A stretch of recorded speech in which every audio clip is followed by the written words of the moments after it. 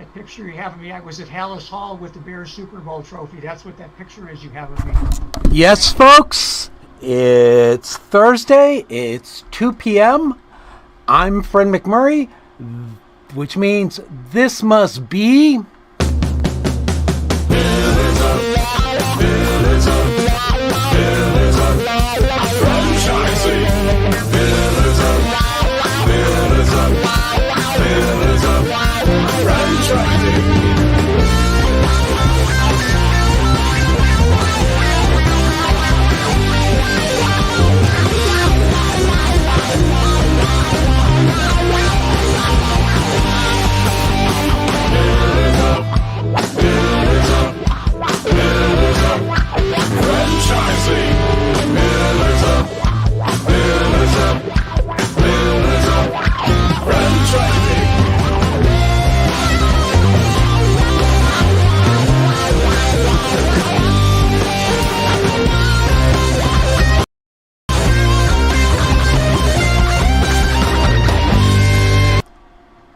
And we're in without our traditional applause because some things are not working today, even though we are trying to get to many more places than we normally do. So how are we doing? Kristin, Elizabeth? I'm good. How about you, Elizabeth? You're muted, Elizabeth. It's like when I constantly send emails that need attachments and forget the attachments. That's become my life with mute. Yeah. I have things to say, but nobody can hear them. Yeah. I think it was one email I had first exchanged with Nancy Friedman, and I had pointed out, I always do that. And she made a comment about, it's always important to double check. And I thought, I hate when people catch me doing stuff like that. I know. It happens to us all. We get in a hurry.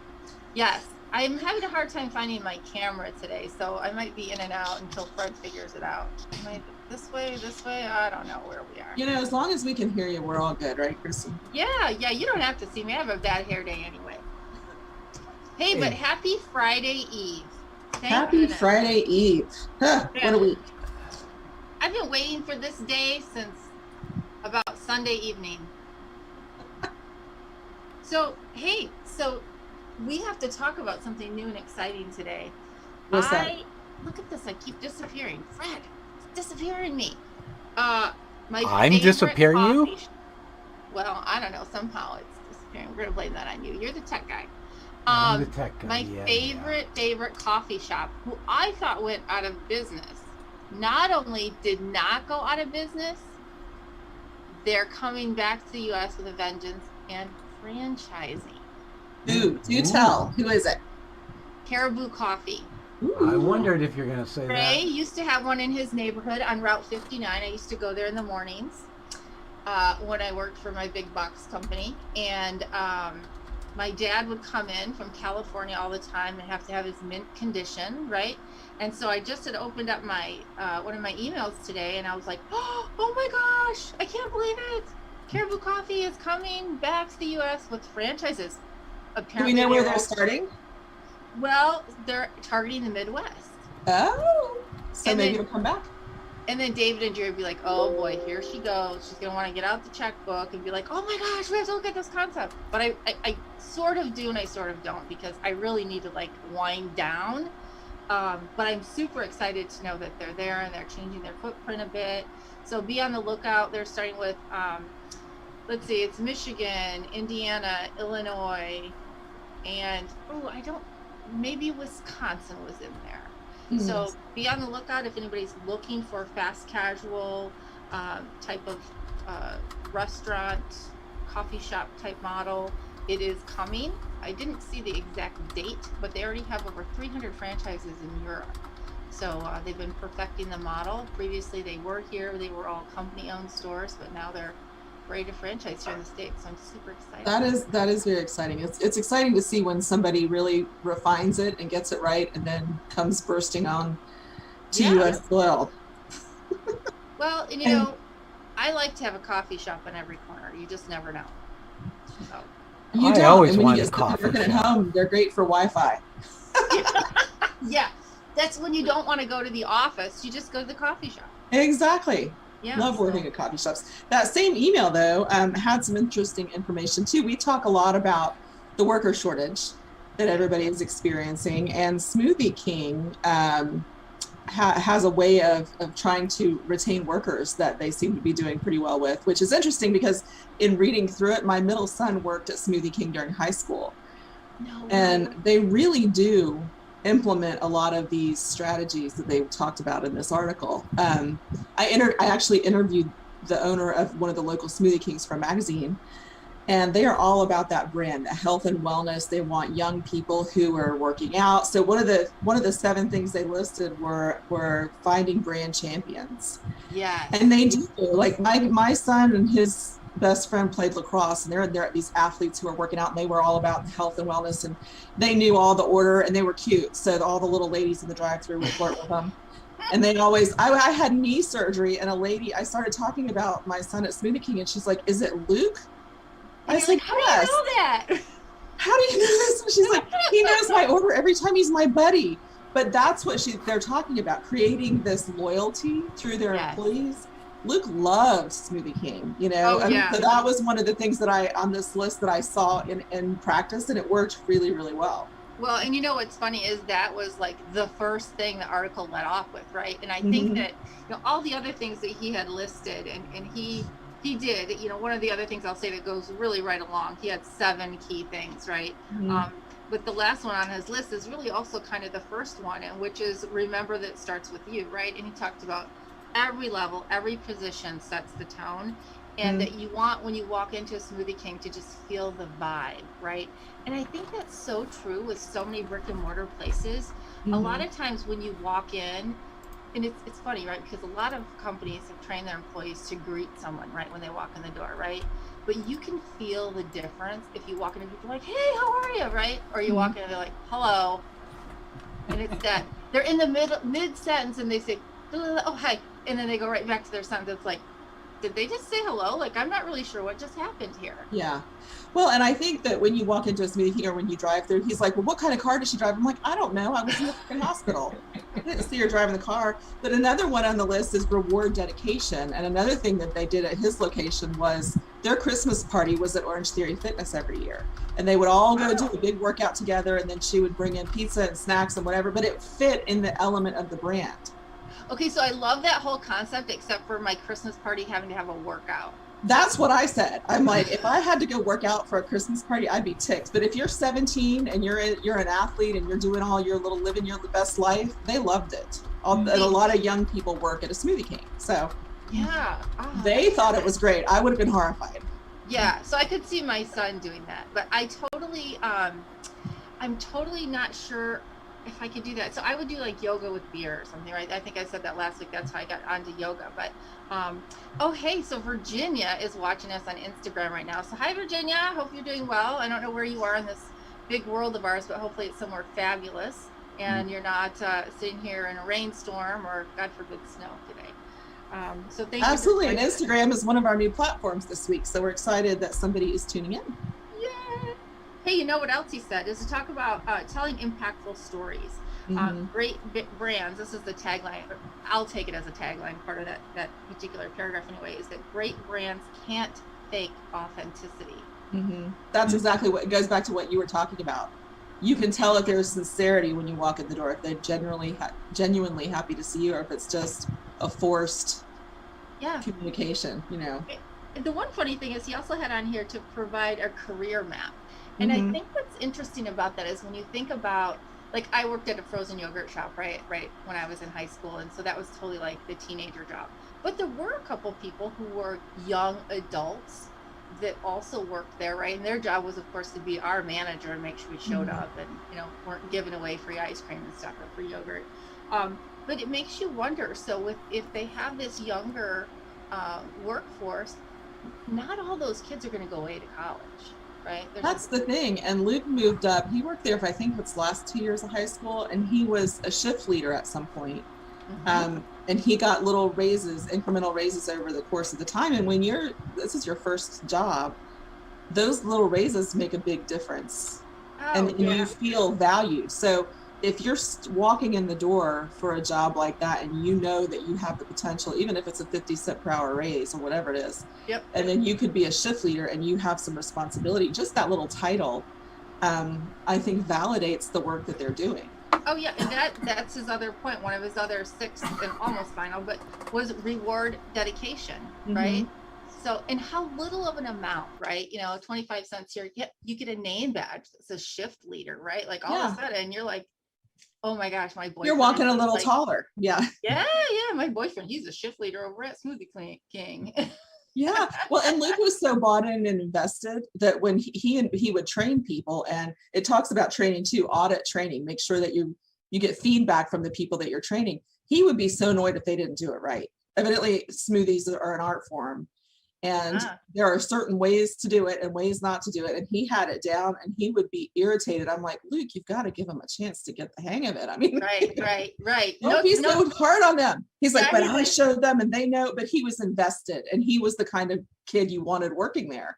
That's awesome. Well, I want to give a shout out to their COO and president, Dan Harmon, for sharing that article. He wrote the article and they certainly published it in fastcasual.com under their blog section. So if you'd like to read more about what we're chatting about for Word on the Street this week, please join us there.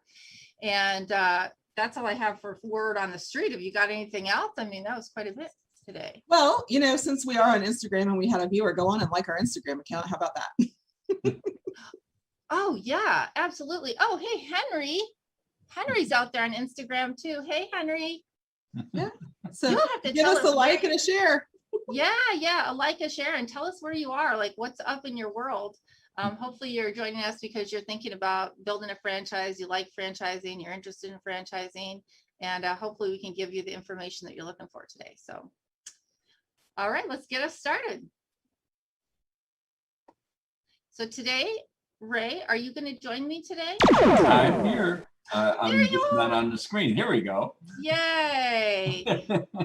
So last show we were talking all about giving back to the community, and we were talking about domestic violence awareness and how we give back, and as far as Molly Maid is concerned. And who we have with us today is Jim Petrovich, and he gives back to the community. And I'm going to quote what he said on our webpage here. Jim believes that once you are able, you should give back to the community that supports you.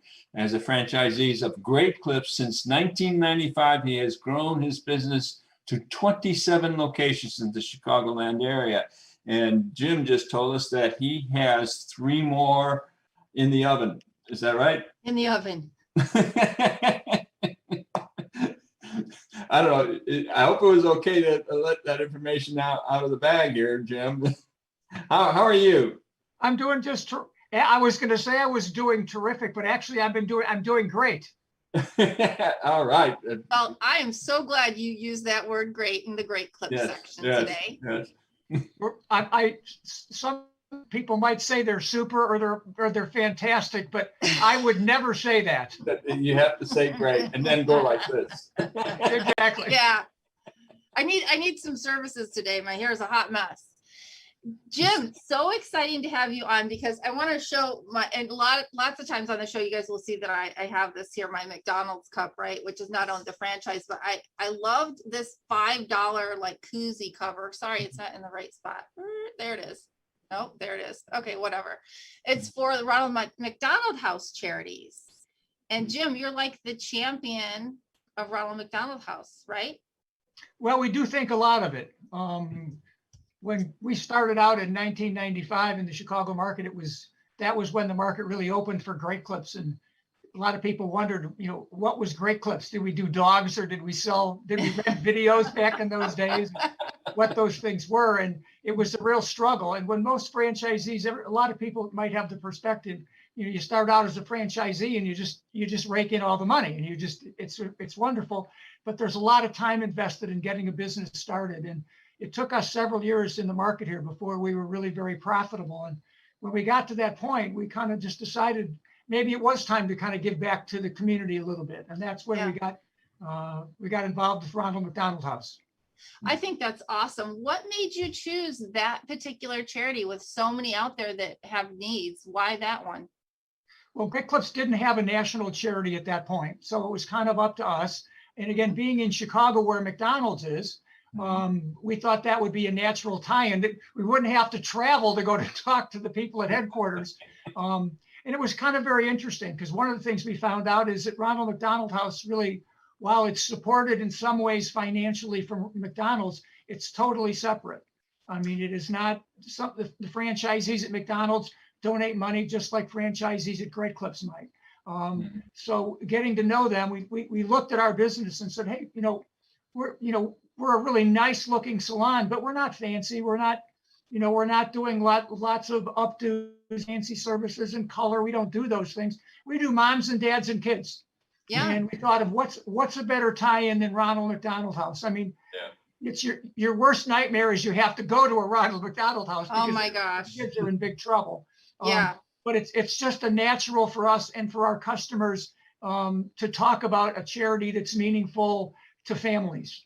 I think that's so great because I guess it was 2 Augusts ago now, perhaps, my son actually contracted a staph infection. And we spent 2 weeks in the children's hospital at Lurie's, actually. And there's a Ronald McDonald House up near that way. Right. And I was fortunate enough to only sleep on the couch in the hospital room. But I was reading a lot about the Ronald McDonald House. And I thought, wow, if people out there aren't informed of that charity, you can go online and see not only how you are allowed to stay there or invited to stay, but some of these facilities are absolutely beautiful, and it's all run by volunteers. You have volunteers that go in there that really know how to cook, and they cook you these meals throughout the day. And I was really impressed. I really, and the stories, people who go there, they have children, all the way up to age 21 that are extremely ill, and they are in need of immediate medical care and are hospitalized at the time. So I think it's a great way to help keep families together so that they're not separated. Well, one of the things that they share with information is that the kids actually get better. They recover faster when they're with not only just mom or dad, but siblings and everybody else. It's just, it helps the kids recover faster. And it's a big part of it. And then the other thing that's really part too is calling it a house is misleading. You think it's like your house or my house. It's much larger than that. Yes. The one next to Lurie is the world's largest. When we built it, was the world's largest Ronald McDonald House. It's 15 stories tall. And it's got, I don't know how, I think it's 86 rooms. I forget the number. Wow. But it's just amazing. And the families are all there together. Yeah. And that they associate in the meeting rooms, and there's recreation areas for the kids for the family members and everybody else. And some of the kids are even there, they're doing outpatient stuff so that the kids are actually at the house, and the people can get together, and it's your worst nightmare is to be there, but you're not alone. We're there with other people who are in the same terrible circumstances, and they understand, and you can relate to those people. And it's a really big deal to get that kind of moral and mental support. I couldn't agree with you more. I mean, having a sick child is something that nobody ever wishes for, and you don't wish it upon your worst enemy. So I think it's a really great cause.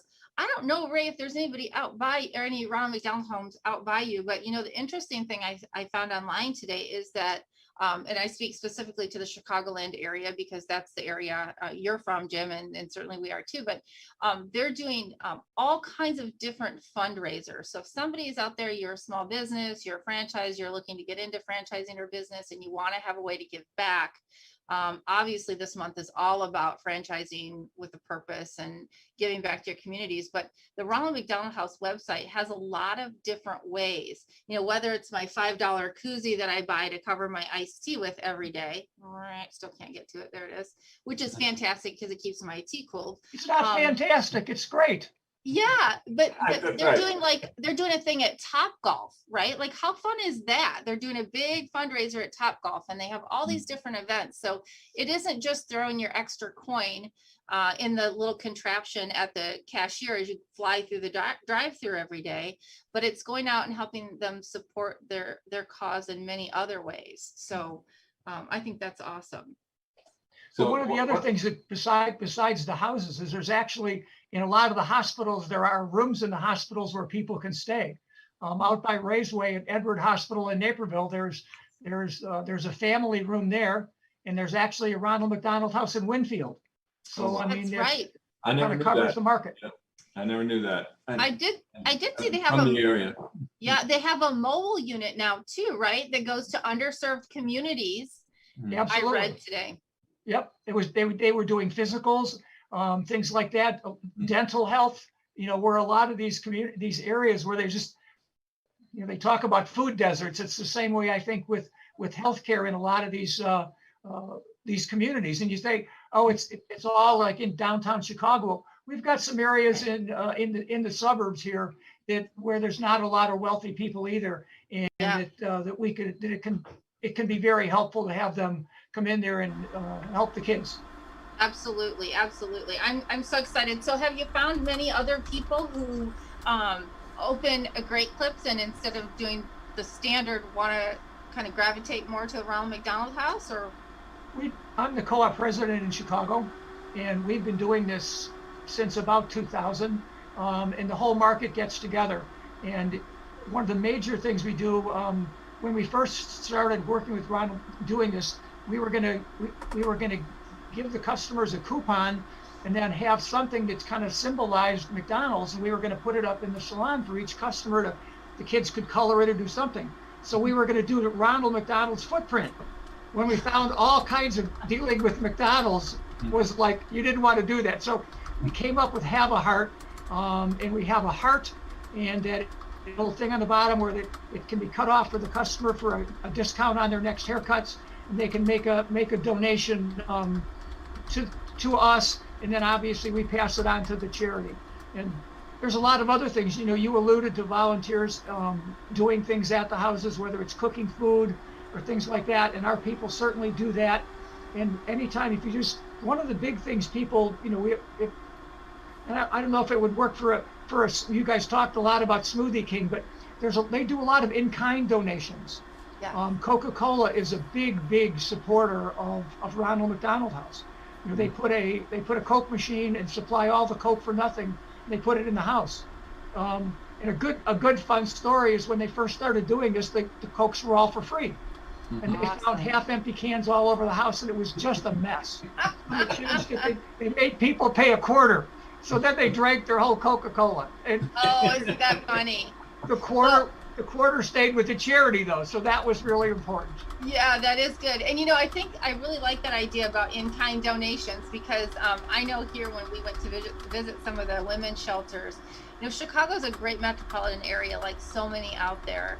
And if you're going to do things with a charity as a small business, really take a look at the big corporations that are near you, right? So we've got, what is it? Is it Vienna that's here? There was a bread company, and please forgive me if I'm not saying your brand, but some of the bread companies had dropped off, not day old, but at the end of the day, right? They would drop off loaves and loaves of bread to the shelter. And there's so many great companies out there that are just looking for a way to donate. And sometimes they just need a phone call from a person like you or me to say, hey, we're doing this thing with this shelter or this charity. What do you have that can help out? Absolutely. When they build a house, there's organizations that donate the bedding. They donate the beds themselves. I mean, it's really pretty amazing when you start looking at what in-kind donations can mean. And the other thing I think, you know, you talked about that was so important is that it's all depends on volunteers. That you know, somebody stays at a Ronald McDonald House. When we started, I think they asked people to donate $35 per night you were there, but you didn't have to. Now they ask for $50, and it's very common that the people don't have that. Yes. And that's okay. It's a donation that they can make, and it's free. And so it's Yeah. what people need in their most desperate hour, and I think that's what's important. Yeah, and I think the one thing, if you think about the whole pay it forward, right? I think a lot of times you may not be able to afford it today, but when you're back on your feet, right? When things are going well for you, you might then send in something to the charity that helped you, whether it be Ronald McDonald or what, maybe it's the domestic violence shelter, because sometimes people don't even know those charities exist until they need help from them. Right. And while they're not able to donate a penny just then, down the road, they're forever grateful. And if it isn't monetary, it could be time. Like you said, I may not have a penny in my pocket, but if you need me to come and do the laundry at a Ronald McDonald House, I can do that. So I think that's awesome that people look for new and different ways to volunteer and give back to the communities that we serve. And certainly as a small businessman with, I don't know how we consider ourselves small with 27 units, but we're still classified as that, right? But I think it's great. Sometimes I wonder. Yeah, right? Exactly. I think it's awesome that you've chosen to attach to a charity and give back to the community, right?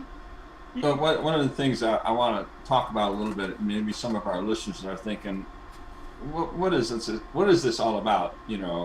What do I get out of it? If I start a franchise, somewhere, I open a franchise, what do I get out of it? What is this about giving back to the community? And I think the best way to describe it is, besides what it sounds like, that you are giving back, financially and with in other ways back to the community. But in actuality, it's more than just how it makes you feel. When as I explained, I think on our last show, when I was talking to a potential client, and I told her about Mutual Ground, our local safe house, and she began to cry because she knows of people who are in that situation that need that kind of help. And when you see something like that, it really makes you see that how much it is worth it. And yes, you do get a lot out of it, and I'm pretty sure Jim will agree with that. You get a lot personally out of it, how it makes you feel that you are able to provide help to people who ordinarily don't get it. Well, I think the most important part is it makes me feel, but what's even more important than that is how our employees feel. We talk to these young millennials now about what are their values and what are things important to them. And usually, while money's always relevant, that's not always top of mind. They want companies that they're proud to work for. Our people are very happy to talk to. It's interesting in the hair business is, we talk to our customers. So it's a lot. It's very, and we touch our customers in some very special ways. So we talk about Ronald McDonald House, and our people are proud of that too, because the average hairstylist doesn't have tons of money, but here's how they can contribute. They cut hair at the Ronald McDonald House golf outing. They'll do charity haircuts at different places to raise money. This is how they can participate, and it gives them a warm feeling. It makes great clips the place to work, and that's really important, especially in the app we have today. It's really important for our staff to feel good about where they work. And for your clients, it's about brand loyalty, right? And that's where when as Ray said, people out there are thinking, what does this have to do with it? And does it feel good? Sure, it feels good. But at the end of the day, it's all about your brand. It's bringing something bigger than the brand to the table, and it's really being a good. I'll say a good example of something that we do with the charity is they collect pop tabs, and they raise about. It sounds crazy, but they raise about $40,000 a year by collecting pop tabs, and the Great Clips is a drop-off place. So, which is great. So, but it's a way our customers even participate, because everybody's, whether you're drinking a beer, I guess if you got a Smoothie King, there's not a pop top on it. If you're drinking your Coca-Cola or your lemonades, you probably have a pop top, and it's so that they drop them off. Their kids can participate. By saving pop tabs and dropping them off at Great Clips. So I mean, it's a way that we just feel like we're involved with the charity. And it's a two-way street. I think Ray hit it on the head. We just feel as we're a part of this community. And Ronald McDonald House is a part of that community. And every year when we're collecting our donations, one of our customers says, yeah, I stayed there. Thank you. This is great that you guys are doing this. That's awesome. Jim, we want to thank you so much for your time today. How do people go about getting in touch with you if you want to learn more about your Great Clips locations, Great Clips in general, or about the Ronald McDonald House? Well, they can certainly email me. It's Jim, not James. It's jim.petrovich at greatclips.net. And I'd be very happy to share any information with anybody. I mean, I could give you a phone number if you would want to do that, but I don't know that that's what you're looking for. Well, you can certainly give it, and we're going to have all of your information also listed on our website. Right. So if somebody can't write it down right now because they're driving in the car or whatnot, or they don't have a pen, that's okay, because they'll have a backup. But why don't you go ahead and shoot it out to us so that the folks that already have it. jim.petrovich at greatclips.net, and my cell phone number is 630-240-3526.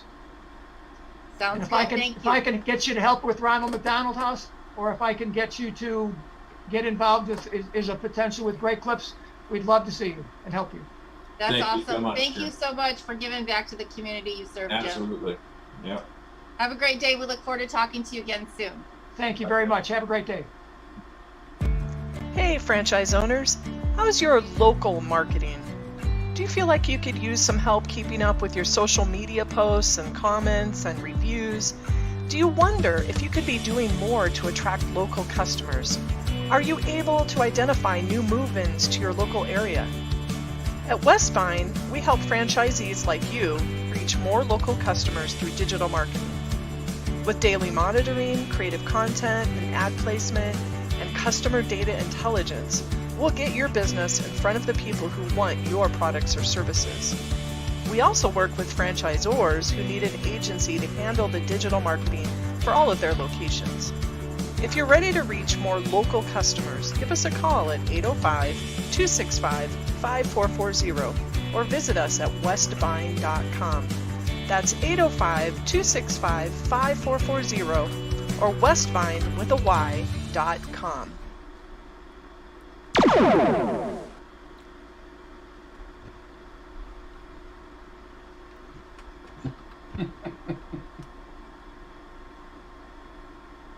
Yeah, what's your point?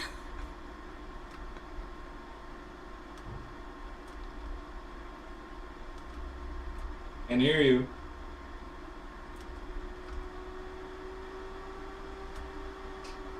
Kristin, are you muted?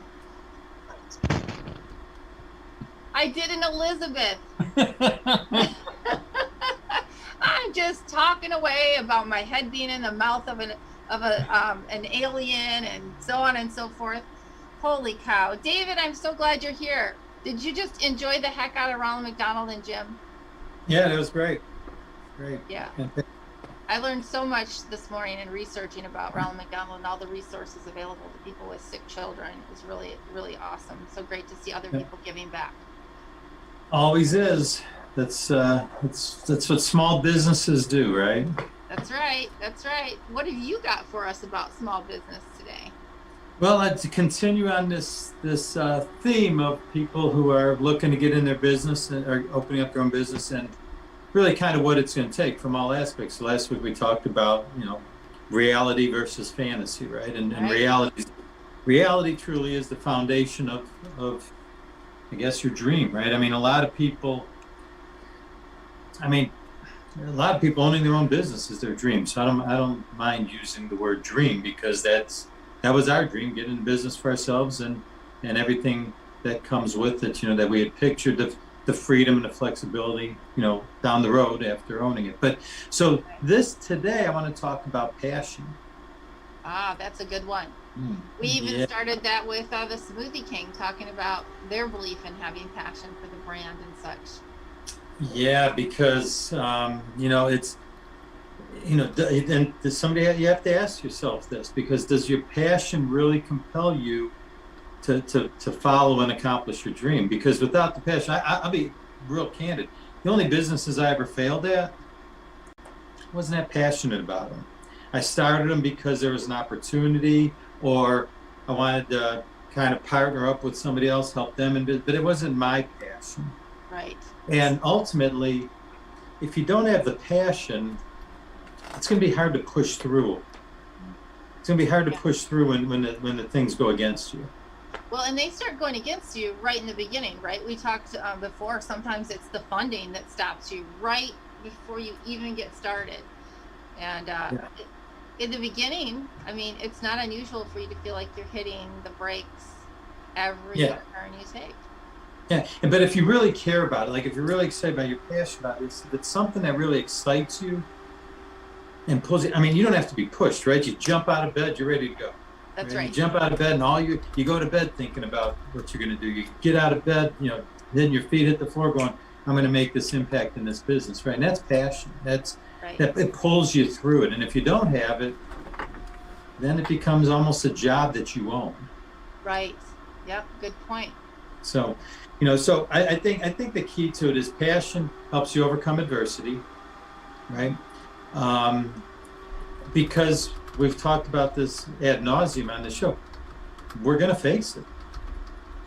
Yep. As an entrepreneur, you're going to face adversity somewhere along the line. And if you're not passionate, passion isn't pulling you through, and you're not,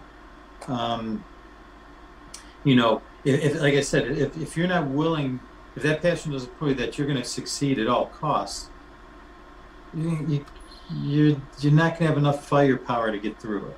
Sure. Talking about passion, and because we let off with the Smoothie King thing today, the one thing I think is interesting, and people may struggle a bit when looking for a franchise. I know when we started, I'm passionate about my business, but not cleaning toilets. That's not the part that I'm passionate about, right? I'm passionate, and Ray laughs because we always talk about, Ray always says, I never cleaned a toilet in my life.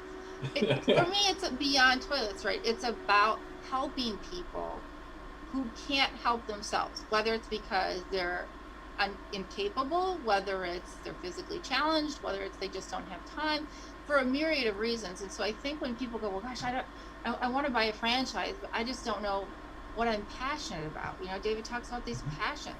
And so I think it's important for people to know that through the process, right, of buying a franchise, our job is to help people identify where they fit. And I think sometimes your passion grows after you've made a decision, right? I think so. And I think it's, along with that, I think it's that belief, right? I mean, you believe so strongly in it when others maybe doubt it, right? And others may not go through the same process. They might not see the same vision that you're passionate about. So, in our situation, like you just said, Kristin, I remember, yes, we wanted to open up our business, and there's a sports bar and that type of thing. But what drove us with our passion was we used to sit there and think it's as if we were throwing a party every day, right? Because more people are going to come. You're going to like there are new days, and everybody's going to have fun. So our passion was to make sure that we ran that business where everyone from our employees, our team members, and anyone who walked into that door was there to have a good time. Yeah. And that's kind of what drove us in the beginning. It wasn't so much that I wanted to work 18 hours a day and, mopping floors and cooking chicken wings and, cleaning and carrying kegs and those types of things. Right. I wasn't passionate about the tasks. I was passionate about what it was going to give us and what we were able to give with it. Yes, and I think that's really a great point. And so for people out there going, I still don't know what I want to, I want to do something, but what is that something? That's why you want to work with people who have experience. You want to make sure that you go through all the due diligence when you're looking through a brand. You want to make sure that the franchise model you're looking at really has the right cultural fit for you. In terms of, is it a corporate button-down structure? Is it more of a family, laid-back, relaxing type structure? Because all of those things will help fuel that passion. And you should know, really, when you meet with the franchisor, it should click right away that you made the right decision, or it doesn't. Don't you agree? Totally agree. I mean, it's going to give you the initiative. If you've got passion about doing something, it's going to give you the initiative. to go explore, and then everything you just said. But the key part of it after that is it's going to give you the greatest odds of success for your success, because it's going to help you keep pushing forward. And as I said, it was easy for me to kind of close the door on and not pursue those businesses that I wasn't passionate about. It was easy to say, you know what, I'll write off the loss, boom, and move on. Right. The stuff that I've always been passionate, you just kind of never give up, right? You're almost, as Ray has said in the past, you know, we're unreasonable sometimes of how we approach things. We're unreasonable entrepreneurs because we're not going to quit. We're not going to give up because, and that's that passion, that's that inner drive, that's that desire. And I don't, maybe there's people who have succeeded without it. As I said, I haven't. The only things I've been successful is when I put my whole heart into it and went forward full bore. Other than that, it just weren't as successful, or not as successful at all. I So, agree. add that to the checklist for you entrepreneur, franchisee wannabes. Don't pursue anything you're not passionate about. And I think, you know, if you do that, you got a better chance of protecting your investment. Absolutely. And if you don't know the brand, know the lifestyle you're looking for, and we can help you drill down Perfect. into the brand. Excellent. Thank you, David, so much. We look forward to hearing from you again. As always, we appreciate all the hard work you do getting this information together to share with our audience. You got it. Take care. And you once you find yourself passionate about it, you find yourself with the fire in the belly, as they say. You eat, drink, and sleep your business. Yeah. All right. Thank you so much to David Kajanik talking about passion. If you have a passion to start your own business, go to thepillarsoffranchising.com and go to our contact us page and select I want to buy a franchise, and someone will reach out to you to help you through that process to discover what your untapped passion may be. Next up, we have Jerry Akers talking about the difference in success rates between franchising and small businesses. So stay tuned and shoot us out some comments on whatever platform you're watching. Jerry! Kristin, how are you today? Oh, I wish I was where you are. It looks beautiful back there. Well, it's raining, but other than that, it's gorgeous. The lake's right behind me, and, you know, lots of trees and greenery. It's very peaceful. You've been a world traveler the last, 10 days or so. I never know where you are. 4 weeks, Kristin, 4 weeks, and I had to come back here and recharge my battery. That's great. But it's excitement, right? Oh, well, David touched on it. You know, it's so much fun following him all the time. And Ray said something about fire in the belly. You know, we did a grand opening for our first, the Joint Chiropractic Clinic last week, and I was putting in 16, 18-hour days standing on my feet. And you talk about not wanting to clean the toilet and do some of the, I was doing everything to make sure that thing opened the way that I wanted it to open. I don't care if it's my job or not, but when David talks about having that passion and doing whatever it takes, that's what us entrepreneurs do. And so, you know, when we're talking to potential franchisees, we need to try and make sure if they're, you know, prepared to go through some of that kind of stuff, because it was a long, hard week. It turned out really well. The grand opening is going wonderful. So that's the payback. That's awesome. I always feel exhausted, but energized kind of at the same time after you go through something like that. Right.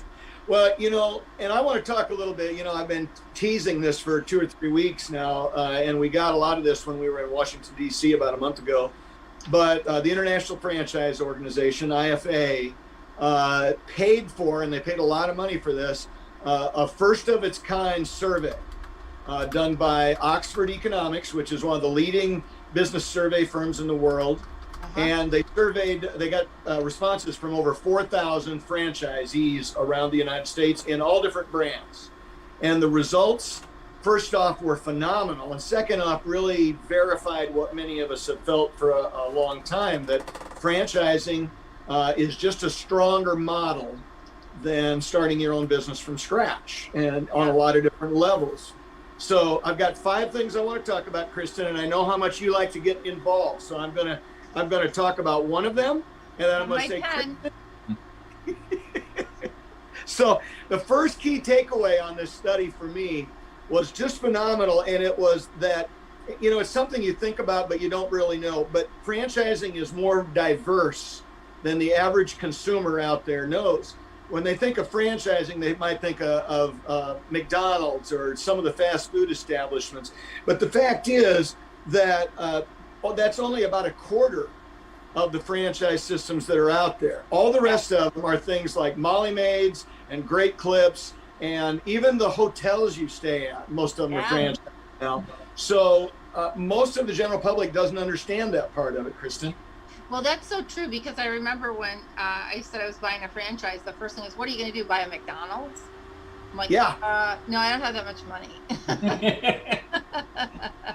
Well, and in that quadrant, in that first fifth, the majority of them are small franchisors. 48%, according to this study, have 25 locations or less, and many of them are regional. Wow. So again, the breadth and depth of the franchising world is so much larger than most people realize. Well, that's interesting, because when I was reading up on Caribou Coffee, that's exactly their strategy, is to start in that area. And then I was looking at another franchise today, in all of the states that require a franchisor to be registered with, and often there's a fee and some additional rules they have to follow, they've opted out of all those states. So I thought, well, that's interesting to see how franchisors do those things. So that would keep them, like you said, maybe 25 or less, very, specific markets. Well, even to that point, Kristin, many franchisors are looking at the requirements in different states, and even some of the very large national and international brands are choosing not to do business in some states because of the complexity of doing it and the added issues. And frankly, they look at the success rate of their franchisees. That's where the rubber hits the road for everybody, right? Yeah, and absolutely. If there are particular states where it's more difficult to be successful, then the franchisors are probably going to opt out of those. So, well, and I hope that your friends over there that joined you in DC are listening loud and clear to that. I know my great state here could certainly listen up as it comes to taxes, right? The state of California could probably listen up, since they're the least friendly and we're second least, Yeah. Well, and I'm not here to pick on any states. I mean, this is business. When you're talking business, it's just facts and figures, right? Yep. And with us, it's rules and regulations and taxes and those kinds of things. And all of that, comes down to the success rate of the franchisee, and frankly, the prices that they charge for their products and services, because they've got to cover whatever those extra taxes and regulations might entail. So that's key. Now, the second category, franchises offer better pay and more opportunity to employees than non-franchised businesses. And, to many people, if they think about fast food and things like that, because you hear that in the $15 an hour minimum wage arguments and that kind of stuff, that they're not making enough money and so on. But when you look business for business, so if you looked at, I hate to pick on fast food, but if you look at a fast food business that's franchised and a quasi fast food business that's not franchised, the franchise version is going to pay more, and they're going to give more opportunities. They're going to have, theoretically, and here, what is the number? I don't have it in front of me, but the vast majority of franchise systems offer paid sick leave and vacations and holiday pay and health insurance and a variety of other benefits. And many of their sister companies, ones that start out from the ground up, don't offer those things, Kristin. Yeah, and you know what? And they give back to the community. Oh, that's number 5. Don't get ahead of me, Kristin. Oh, is it? Oh. Just following Jim's lead in the theme of the month, and I actually guessed one. Oh, well, we'll leave it at that. Go ahead, Jerry. So on that subject, though, I want to give you some statistics on the added benefits and so on. Somewhere between, so franchise firms pay between 2.2 and 3.4% higher wages across the board. 65% of the franchise workers across the United States have health insurance, and a greater proportion are amongst those franchise versions as opposed to non-franchise. And 3/4, 76%, are offered vacation, holiday, and paid sick leave. So there's a pretty broad difference there, Kristin. There sure is, and it's interesting as people are looking to choose different careers and make different corporate moves. to share that information, because I think a lot of people feel like if you go to work for a small business, you're going to give up your benefits, and that's not necessarily true. Well, actually, in my second business, we were talking to vendors about health insurance and 401k today. And when we talked about the levels that we wanted to have for our employees, they were surprised because it was substantially higher than what some of the non-franchise businesses that they deal with every day were offering. So even in the great state of Iowa and Nebraska, we've got that going on. Well, the good news is we don't answer to shareholders. No, I just have to answer to my wife, Kristin. But we know she's a great gal. She is. Shout out to Nikki. Here's number 3, and this one is where we all fit in. Franchising is completely entrepreneurial. You've got to have the fire in the belly. You got to have the desire. You got to do it right to make it happen. 32% of the respondents, now remember we had over 4,000, 32% said that it was unlikely they would have ever started their own business if it wasn't for franchising. So I'm one of those. Yes, this is a way to get into the business. And when you look at it on a macro scale, on a global type scale, that equals, get this, these are big numbers. That 32% equals 60,000 businesses in the United States. So that would be 60,000 less businesses we would have, equating to 223,000 less establishments, which equals 1.8 million jobs that we wouldn't have if it wasn't for the opportunity of franchising. Isn't that crazy? Phenomenal numbers. Good numbers. Sometimes it's amazing to see the large scale, the kind of the global scale of what franchising can do. And you know, people who have a negative or a kind of a medium thought process about franchising, those are the kinds of things that should take them over the top, because we're such a big driver of jobs, and those jobs come with, as you just heard, better benefits and pay than like jobs in other businesses. So it's phenomenal. But the fourth one might surprise people the most, and this one I really get excited about. Franchising expands opportunities for women and people of color far beyond what the average non-franchise business would do. Around 26% of franchise businesses are owned by people of color, compared to 17% of independent. That's a huge difference. I think that's amazing. I think that goes back to the previous subject about how much easier it is for people to get into a business with franchising as opposed to starting your own business. And Black-owned franchises earned about 2.2 times more than Black-owned non-franchise businesses. Yeah, nice. Well, and Huge. you know, the thing is, when you go to a lender with a proven business model, right? And I think that's the big differential, is that you're not going in and just saying, oh, I need money, this is my idea, right? You're going in and saying, listen, I'm going to do just like 75 other people have done. I'm going to do just like 200 other people have done. And so you walk in with something that's proven, and suddenly that gets you a step ahead. Well, yeah, in franchising, because of the general nature of the business, franchisors tend to have relationships with lending companies and vendors and those kinds of things, which makes it easier for people, especially minorities and women and so on, to find access to capital and connections for resources. Where if you start an independent business, you might have a great plan and it might potentially be a great business, but you don't have access to any of those things. So it just becomes much easier. And I just celebrate the fact that as a part of franchising, we're able to give those opportunities in such a great scale. Absolutely, because really franchising should be open to anyone. Right. And number five, Kristin, comes back to your point and what we talked about earlier, right? Franchising gives back. The fact is that because franchisees tend to have more than one location, they have more bandwidth, they tend to have more excess revenue that they can use for helping out nonprofits and those kinds of things. So they do. They basically support the local economy, with over 1/3 of the franchises purchasing 25% of their things locally rather than through a national or an international market. 65% 65% of franchise businesses give back to nonprofits and local charity. That's impressive. That is impressive. I didn't know that that was so high.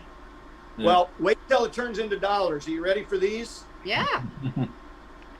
So the year before the pandemic struck, which is the last real year we've got to deal with for numbers, here's the numbers. Franchisees across the United States donated an estimated $1.5 billion with a B. Wow. Charity. They raised over $900 million more dollars through access to their customer base, and they sponsored 18 million hours of volunteer activity, all franchise businesses. That's awesome. You know what I really like about that is that oftentimes people come and work in a franchise who maybe have never been in a position where they could donate, or it wasn't on their radar. Why would they donate? What would they donate? Who would they donate to, right? And then when you provide them a path, and even if it's not monetary, it's a path to volunteer, right? Right. It's a path to give back. I mean, I know our girls, when we were picking up supplies for the shelter and cleaning the shelter, right? They'd go out and they would clean the shelter, and they felt so good about that.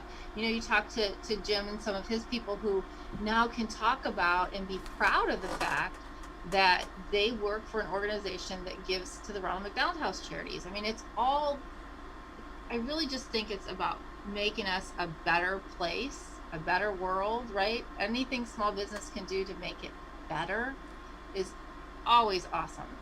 Well, Kristin, when I worked in corporate America, if I wanted to be involved with a charity, and I would go to my employer and I would ask for them to make a donation. And that was great. I celebrate that. But how much better does it make me feel as a franchisee that I can just look within my own organization and say, we're going to support these groups, we're going to donate this much money a year, and then we reach out to our employees and say, we as the owner of this franchise are doing this. Would you guys like to be involved? You know, we do, and here's just a short list of what our organization does. Every fall, we do a cleanup campaign for the elderly, where we'll have 30 or 40 of our employees divide up into groups of 4 or 5 and go to homes of elderly people and clean their gutters and rake leaves and things like that. When the Muscular Dystrophy Association last did their telethon, we had an entire base, the entire telephone community out there was staffed with our employees. And there's a long list of other things. There's some veterans things that we do and so on. And it's really good that you can get your staff involved in those kinds of things. That's where that 18 million hours comes from, Absolutely. Is franchisees getting the staff behind it. And my staff, we make special shirts for them. They're proud. They wear that shirt everywhere, showing that they were involved in that thing. And they brag about it on their social media platforms and everywhere, that through their employer, they were able to give back. And that is, you know, that's good for us as employers, but it's great for them as staff employees.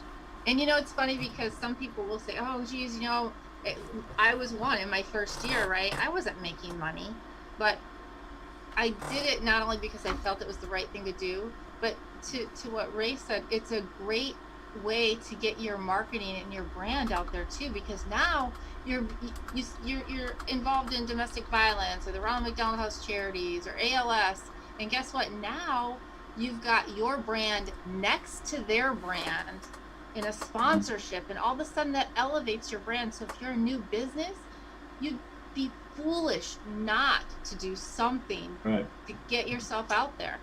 Well, Kristin, I know I've talked about it before, but I'll reiterate.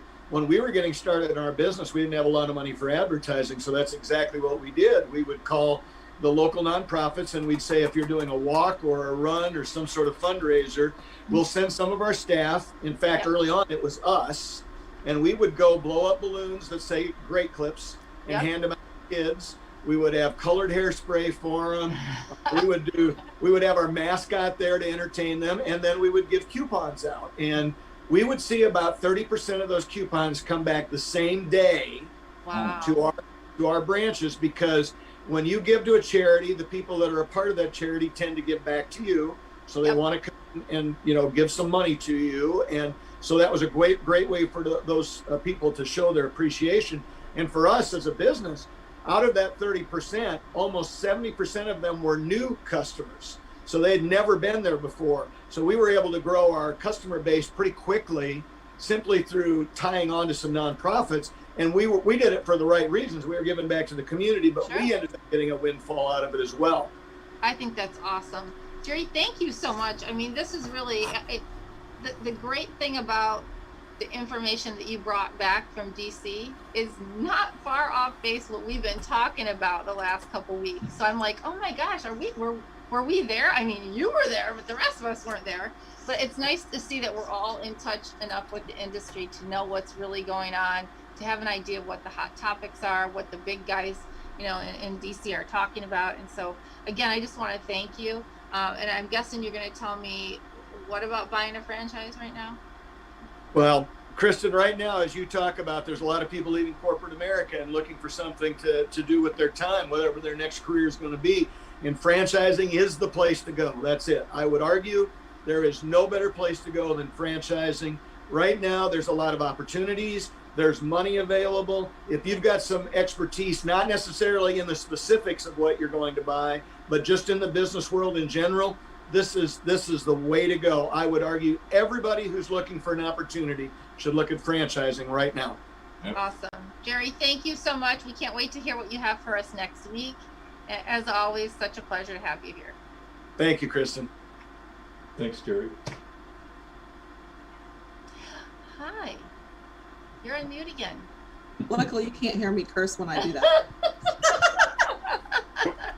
If only I could read lips better. I know, but I was saying, another great show, Kristin. Lots of great information. I have enjoyed our theme of franchising gives back. Oh, I love it. It makes you feel good about what you're doing. And next week we've got Emily Vanny on, who's going to come talk about the ALS support that Jerry's Great Clips locations do with that group up in Iowa. And she's got a great story in the magazine, so if you haven't seen that, check it out. So the giving back continues. That's great. And again, David talked about passion, and sometimes getting into a small business, getting into a franchise, it's the mix of the two, right? Being your own boss, making your own life, and being able to do what you want to do. You choose where you give back. You choose what to do with your money based on what's important to you, right? Yeah. Well, I think you get to a certain point or level of success in life or experience that you don't want to work for somebody else, Yeah. It becomes harder and harder the better you get at what you do. Yeah. So I think franchising offers a great opportunity for those who are feeling those things, yet still want to be a part of some kind of a system. Awesome. Well, thank you. Nice job, everybody. Have a great day. Oh, thank you, Jim Petrovich. I was going to say thank you to Jim for joining us today. Nice job, Jerry. Thanks, Jim. You too. We appreciate having you on here today. We know he's super busy with Great Clips and Ronald McDonald House charities. And sometime Jerry and I will do it together. We'll tag team with you guys. I think that'd be awesome. Yeah, just think Kristin, we don't have to work. Yeah, I was just going to say I could take the day off. It'll be Good the Jim and Jerry show. Yeah. Take care, everybody. Have a great week. You too, honey. Thank you. Bye. And a big thanks again to David Kajanik, Ray Pillar, Jerry Akers, as always, Elizabeth Denham, and our evil Skippy behind the scenes, Fred McMurray. And please be sure to join us next week again for Pillars of Franchising on Thursday at 4 p.m. Central Standard Time. And we'd like to, again, wish you all a wonderful week. Happy Friday Eve. And this has been Pillars of Franchising. Bwahahahaha.